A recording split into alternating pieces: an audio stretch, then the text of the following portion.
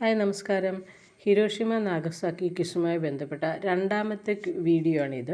ആദ്യത്തെ വീഡിയോ കൂടി കണ്ടിട്ട് ഇത് കാണുകയാണെങ്കിൽ നിങ്ങൾക്ക് വളരെയേറെ പ്രയോജനപ്പെടും. അപ്പോൾ നമുക്ക് വീഡിയോയിലേക്ക് പോകാം. അമേരിക്ക നാഗസാക്കിയിൽ അണുബോംബ് വർഷിച്ചത് എന്നാണ്? 1945 ഓഗസ്റ്റ് 9 അമേരിക്ക നാഗസാക്കിയിൽ അണുബോംബ് വർഷിച്ചത്.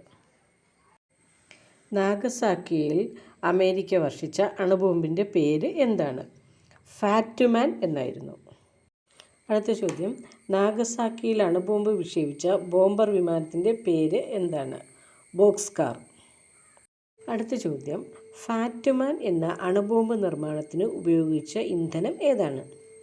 പ്ലൂട്ടോണിയം 239. അടുത്ത ക്വസ്റ്റ്യൻ, ആറ്റം ബോംബിൻ്റെ പിതാവ് എന്നറിയപ്പെടുന്നത് ആരാണ്? റോബർട്ട് ഓപ്പൺഹൈമറാണ് ആറ്റം ബോംബിൻ്റെ പിതാവ് എന്ന് അറിയപ്പെടുന്നത്. അടുത്ത ക്വസ്റ്റ്യൻ, അണുബോംബ് ആക്രമണത്തിന് ഇരയായിട്ടും ജീവിച്ചിരിക്കുന്നവർക്ക് ജാപ്പനീസ് ഭാഷയിൽ പറയുന്ന പേര് എന്താണ്? ഹിബാക്കുഷ എന്നാണ് അവരെ വിളിക്കുന്നത്. അടുത്ത ചോദ്യം, ഹിബാക്കുഷ എന്ന ജാപ്പനീസ് വാക്കിൻ്റെ അർത്ഥം എന്താണ്?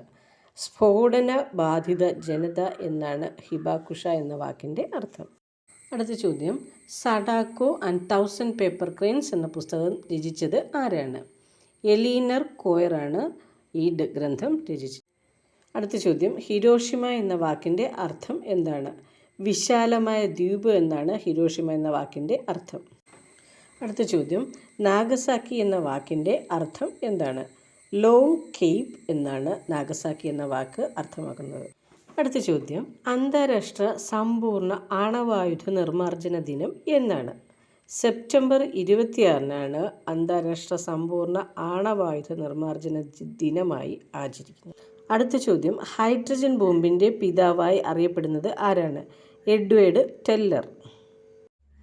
അടുത്ത ക്വസ്റ്റ്യൻ, ജപ്പാനിൽ അണുബോംബ് വർഷിക്കുമ്പോൾ അമേരിക്കൻ പ്രസിഡന്റ് ആരായിരുന്നു? ഹാരി എസ് ട്രൂമാൻ ആയിരുന്നു അമേരിക്കയുടെ അപ്പോഴത്തെ പ്രസിഡന്റ്. അടുത്ത ചോദ്യം, അമേരിക്ക ജപ്പാനിൽ അണുബോംബ് വർഷിക്കുമ്പോൾ ജപ്പാൻ ഭരണാധികാരി ആരായിരുന്നു എന്നുള്ളതാണ്. ഹിരാഹിതോ ആയിരുന്നു ആ സമയത്ത് ജപ്പാനിലെ ഭരണാധികാരി. അടുത്ത ചോദ്യം, ഉദയസൂര്യൻ്റെ നാട് എന്നറിയപ്പെടുന്ന രാജ്യം ഏതാണ്? ജപ്പാനാണ് ഉദയസൂര്യൻ്റെ നാട് എന്ന് അറിയപ്പെടുന്ന രാജ്യം. അടുത്ത ചോദ്യം, രണ്ടാം ലോക മഹായുദ്ധത്തിൽ ഏറ്റവും അവസാനം കീഴടങ്ങിയ രാജ്യം ഏതാണ്? ജപ്പാനാണ് ഏറ്റവും അവസാനം കീഴടങ്ങിയ രാജ്യം. അടുത്ത ചോദ്യം, അമേരിക്കയുടെ ജപ്പാനിലെ ബോംബാക്രമണത്തിന് ശേഷം ഞാൻ മരണമായി കഴിഞ്ഞു എന്ന് പറഞ്ഞത് ആരാണ്?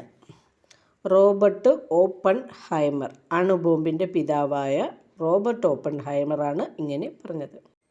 അടുത്ത ചോദ്യം, അമേരിക്കയുടെ ബോംബാക്രമണത്തിന് ശേഷം ഹിരോഷിമ സന്ദർശിച്ച ആദ്യത്തെ അമേരിക്കൻ പ്രസിഡന്റ് ആരാണ്? ബറാക് ഒബാമയായിരുന്നു. അടുത്ത ക്വസ്റ്റ്യൻ, രണ്ടാം ലോക മഹായുദ്ധത്തിന് ശേഷം ലോക സമാധാനത്തിനായി രൂപം കൊണ്ട സംഘടന ഏതാണ്? UNO, United Nations organisation.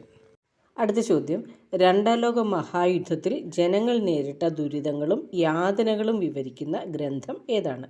An ഫ്രാങ്കിൻ്റെ diary കുറിപ്പുകൾ. അടുത്ത ചോദ്യം, ജപ്പാനിലെ ക്യൂഷു ദ്വീപുകളുടെ തലസ്ഥാനം ഏതാണ്? നാഗസാക്കി. അടുത്ത ചോദ്യം, ഹിരോഷിമയിൽ അണുബോംബ് വർഷിച്ച അമേരിക്കയുടെ B-29 യുദ്ധവിമാനത്തിൻ്റെ ലക്ഷ്യം എവിടെയായിരുന്നു? അയോയ് പാലം. അടുത്ത ചോദ്യം, ഹിരോഷിമ പീസ് മെമ്മോറിയൽ പാർക്കിൽ സ്ഥാപിച്ചിരിക്കുന്നത് ആരുടെ പ്രതിമയാണ്? സഡാക്കോ സസക്കി. അടുത്ത ചോദ്യം, ഹിരോഷിമയിൽ അണുബോംബ് സ്ഫോടനശേഷം വിരിഞ്ഞ ആദ്യ പുഷ്പം ഏതാണ്? ഒലിയാണ്ടർ പുഷ്പമാണ് അതിനുശേഷം ആദ്യം വിരിഞ്ഞത്. ഈ വീഡിയോയിലെ അവസാനത്തെ ചോദ്യമാണ്, ഹിരോഷിമയുടെ ഔദ്യോഗിക പുഷ്പം ഏതാണ്? ഒലിയാണ്ടർ പുഷ്പമാണ് ഹിരോഷിമയുടെ ഔദ്യോഗിക പുഷ്പം. ഈ വീഡിയോയുടെ അവസാനിക്കുകയാണ്. എല്ലാവരും നന്നായി പഠിക്കുക. വീഡിയോ ഇഷ്ടപ്പെടുകയാണെങ്കിൽ ലൈക്കും സബ്സ്ക്രൈബും ചെയ്യാൻ മറക്കരുത്. ഓക്കേ.